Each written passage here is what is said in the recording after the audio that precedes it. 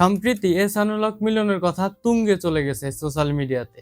তো এহসানুল হক মিলন এক সময় কিন্তু এডুকেশন মিনিস্ট্রিতে কাজকর্ম করছে, অর্থাৎ আপনার হচ্ছে শিক্ষা মন্ত্রণালয়ের দায়িত্ব পালন করছে শিক্ষামন্ত্রী হিসাবে। তো তখন কিন্তু তিনি নকল বা হচ্ছে প্রশ্ন ফাঁস এগুলার বিরুদ্ধে কিন্তু একেবারে হচ্ছে উঠে পড়ে লাগছে। বলা যায় যে তিনি হচ্ছে নিজ পয়সায় হেলিকপ্টার নিয়ে হচ্ছে বিভিন্ন জায়গায় ছুটতো। আমি নকল প্রতিরোধ করার জন্য নিজ পকেটের পয়সা দিয়ে হেলিকপ্টার রেন্ট করলাম।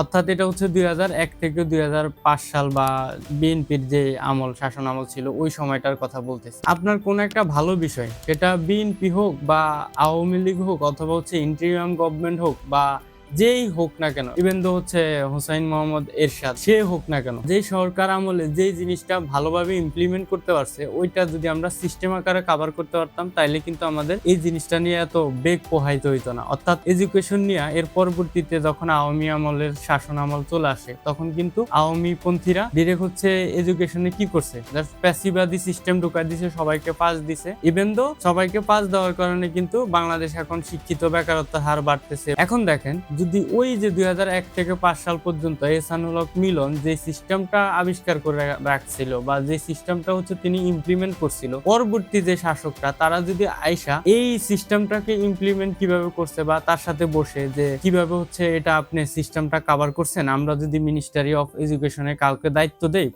অ্যাজ এ শিক্ষামন্ত্রী হিসাবে, তাইলে তার কাজগুলা কিভাবে করা উচিত এটা যদি তার সাথে আলাপ আলোচনা করতে পারতো, তাইলে কিন্তু দেখেন শিক্ষা ব্যবস্থার যে একটা উন্নতি ঘটছিল 2001 থেকে 2005 পর্যন্ত, সেটা কিন্তু ব্যাঘাত ঘটতো না।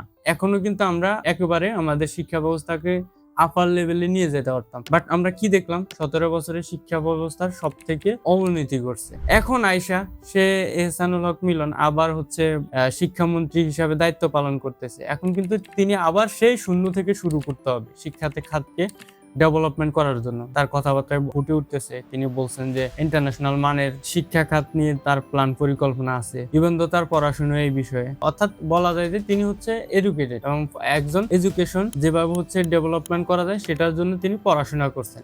এখন আমার কথা হচ্ছে, তিনি যেই জায়গাটায় এনে রেখে গেছেন সেটা যেহেতু এখন করতে পারে নাই 17 বছরের শাসন আমলে, এখন সে আবার শুরু করছে। তখন যেই এই ইমপ্লিমেন্টটা সেটা যাতে হচ্ছে এটা কোনো ব্যক্তির দ্বারা প্রভাবিত না হয়ে একটা সিস্টেম, যে সিস্টেমটা তিনি ডেভেলপমেন্ট করে যাবে ওই সিস্টেমে যাতে হচ্ছে পরবর্তী যে গভর্নমেন্ট বা পরবর্তী যারাই আসে না কেন ওই সিস্টেমটাকে হচ্ছে ইমপ্লিমেন্ট করে আমাদের এডুকেশনের যে ব্যবস্থাটা সেটা তুলনামূলকভাবে ভালো করার যে প্রচেষ্টা সেটা যাতে থাকে। তো আমিও আশাবাদী যে ইন্টারন্যাশনাল মানের পড়াশোনা হবে